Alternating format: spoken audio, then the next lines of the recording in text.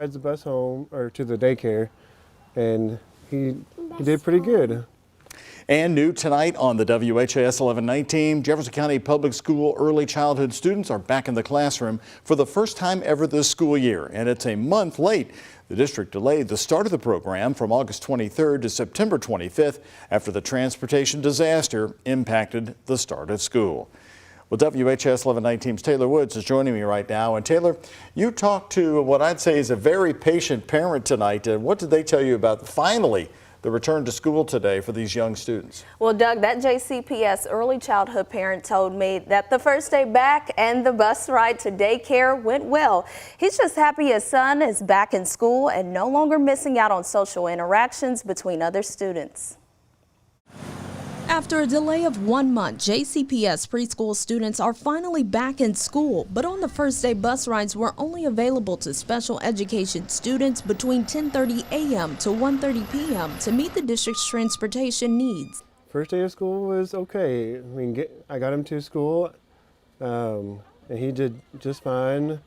A little bit of traffic getting into the school, but that's kind of normal. Eric Broadwater's son Tristan attends early childhood at Cochran Elementary School. He dropped his son off at 7:50 a.m. when school opened so he could spend a lot of time at school. Broadwater says his son rode the bus from school to daycare with no problem. The bus time is 1:30. Bus time.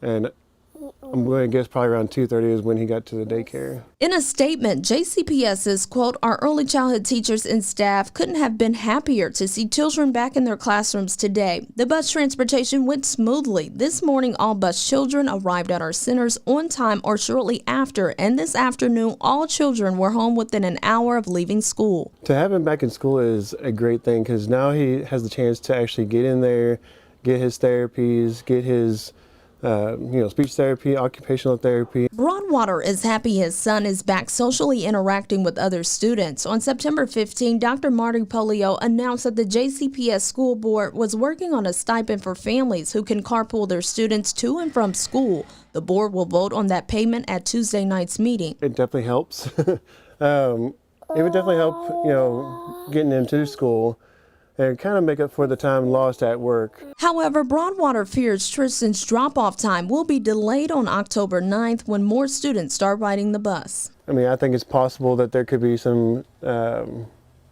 hiccups in the system.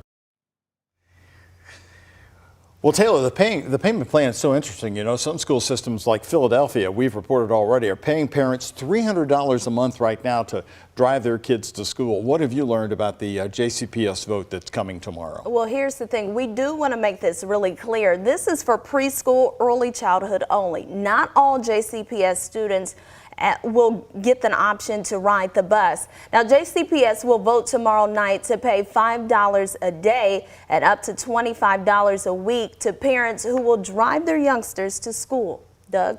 All right, Taylor, thank you very much. We'll be covering that vote tomorrow night.